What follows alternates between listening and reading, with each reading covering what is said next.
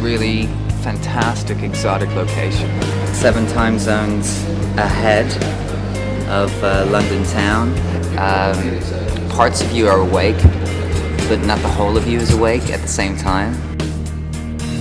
Due to all the troubles in Bangkok and Bangkok airport being occupied, we had to reroute our travel plans through Kuala Lumpur.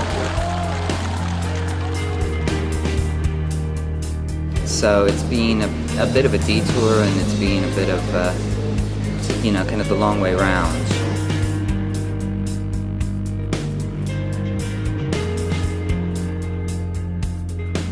And the management got stuck at the Cambodian border for a while,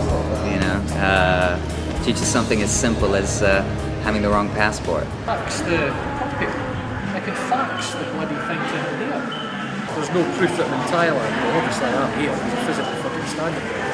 But anyway, the bottom line is, this thing's done with the Cambodian government. If we got somebody from NTV to call, how much was calling? Ben, how's Simon? Simon.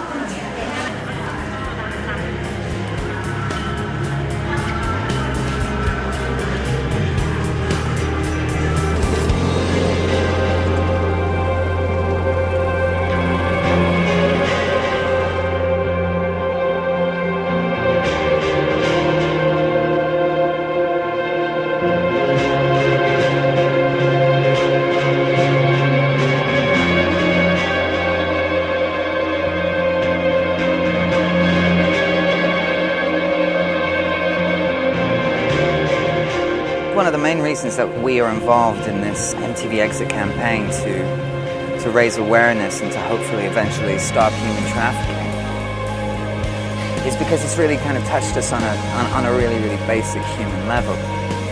However, we're not naive enough to think that just by coming here and playing a gig in front of a 12th century Buddhist temple that we're going to end human trafficking.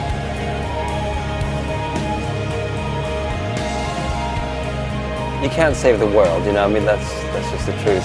But there's a lot of goodwill out there, It's kind of a faith in humanity, at the same time as kind of despising humanity. If we can create a bit of a ripple, we can make people a little bit more aware. We hope to sort of, through playing this gig, to highlight the issue, and through perhaps our being here, we can attract people to watch the concert, to ask the question, well, what is Placebo doing here, performing in front of this 12th century Buddhist temple?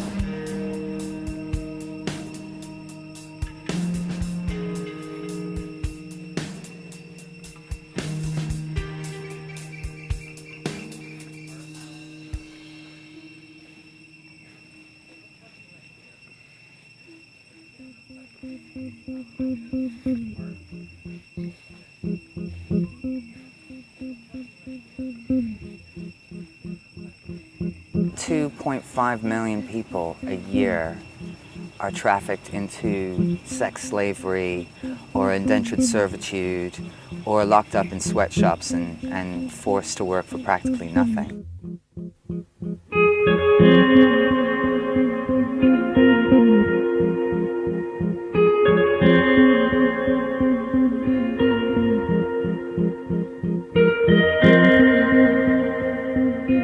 what it's really done to us as people, as we began to research this, is that we were absolutely shocked at just the level at which this happens in a supposed modern and advanced society.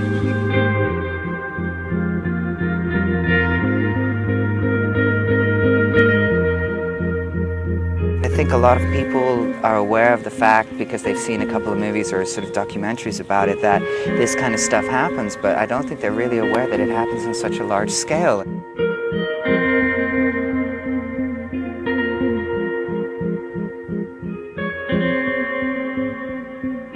It's something that we find so incomprehensible, that people are capable of these callous acts. It really is difficult to imagine what it's like not to be in control over your own life.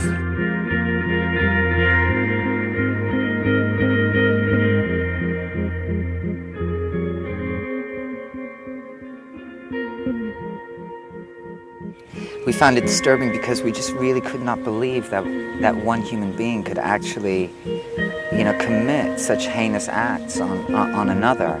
It kind of almost made you ashamed of your own species, of the capability of your species to be so evil. I mean, what kind of person buys and sells other people? What kind of person beats them into submission, kidnaps them and rapes them continuously in order to break their spirit? What kind of person makes a monetary profit from this? It's one of the most, disturbing things that I've ever really sort of come across in my life.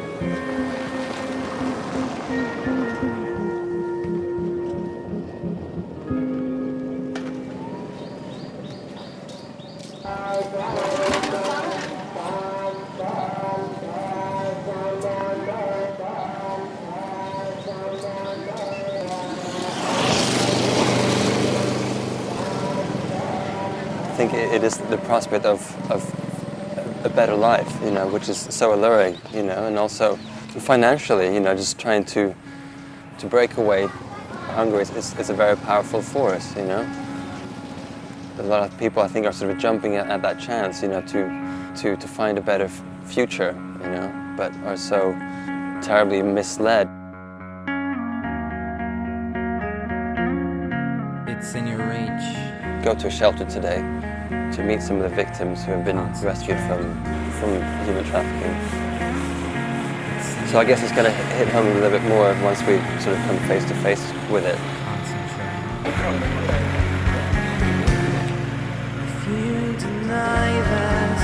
So the government is working with you, and the police is working with you, cooperation between these bodies to find a refuge for them.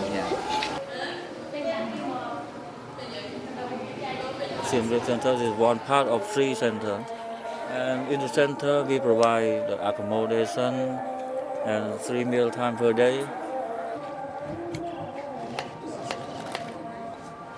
and take care of health and security 24 hours. We provide them the hairdressing cost and the sewing cost.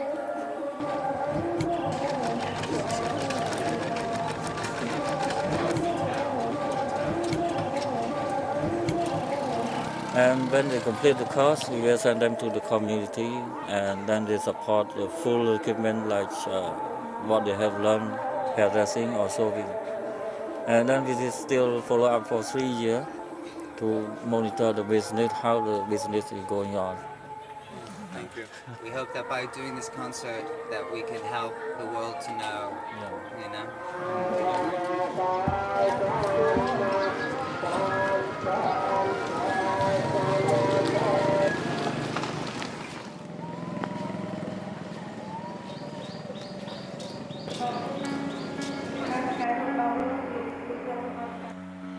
name is Stray Mom and she is 27.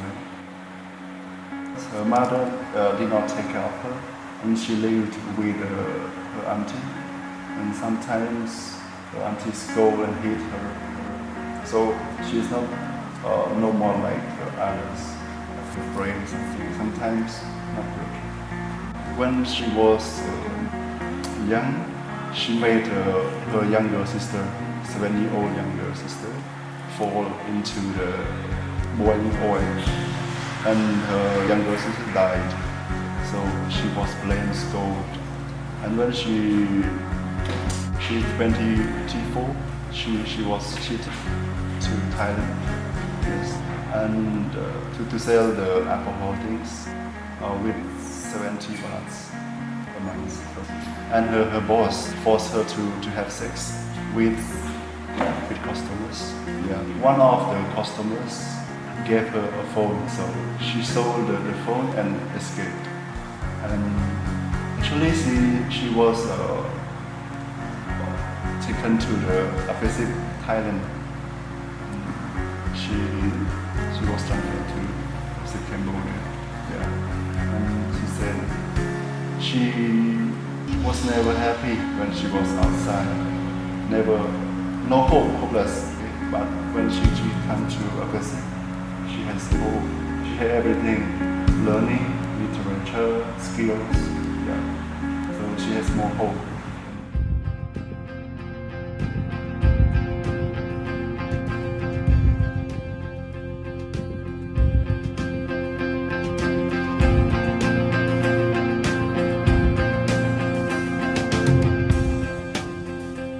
What I'm interested in doing is communicating emotion, touching people's hearts through songwriting. Because I believe that the more personal you make something, the more universal it becomes. We are, as human beings, regardless of our culture, regardless of where we're born and where we're raised, we're made of the same emotional stuff deep down inside, you know? So, if you look inwardly, you know, and talk about things which are quite, I suppose, specific and very personal, what that does is that it translates immediately in any language.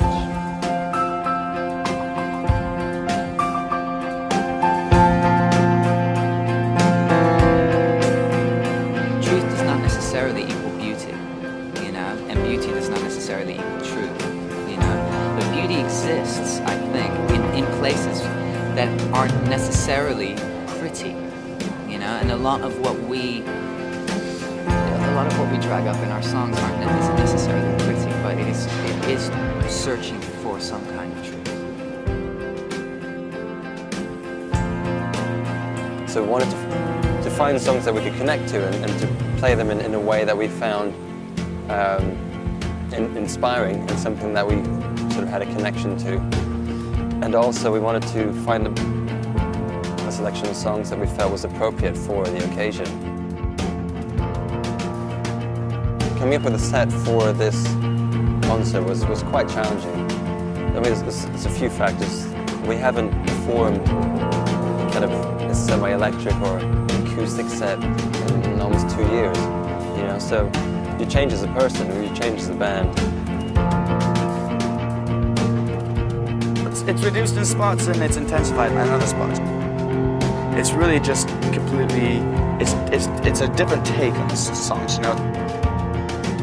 You have the same intensity of emotion with this set, but it's more like it's making love instead of a one-night stand. But also we didn't really have access to our massive wall of sound that we normally do, and we didn't want to just do an acoustic set either, you know, we're the headline band, you know, so we didn't just want to walk on with 2 acoustic guitars. So essentially what it forced us to do is that it forced us to completely deconstruct our songwriting, you know, and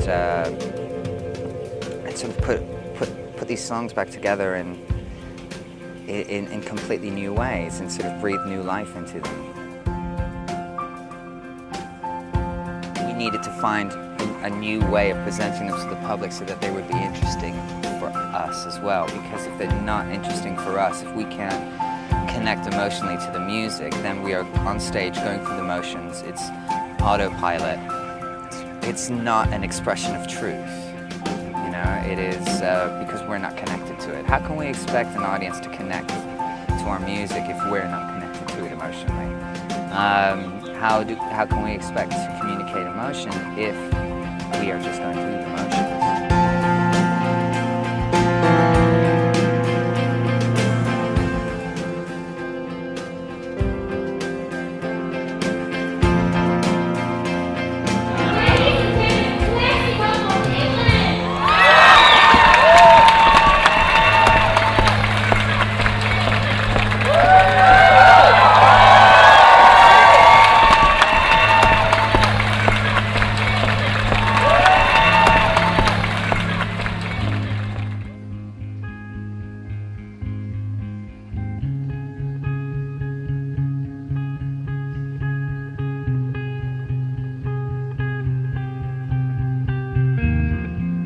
I was alone, falling free, trying my best not to forget what happened to us, what happened to me, what happened as I let it slip. I was confused by the powers that be, forgetting names and faces. Passers-by looking at me as if they could erase it. Baby, did you forget to take your meds? Baby, did you forget?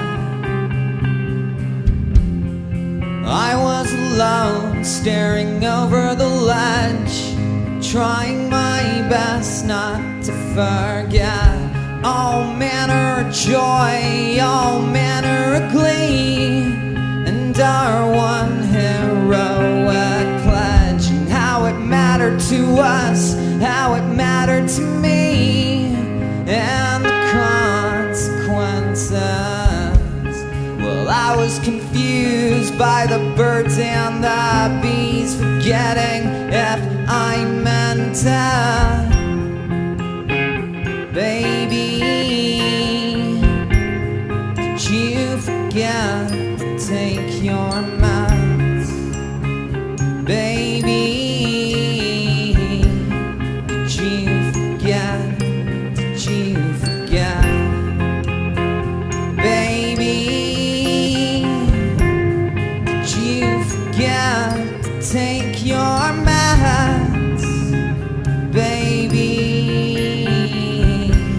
did you forget? Did you forget? Did you forget? Did you forget?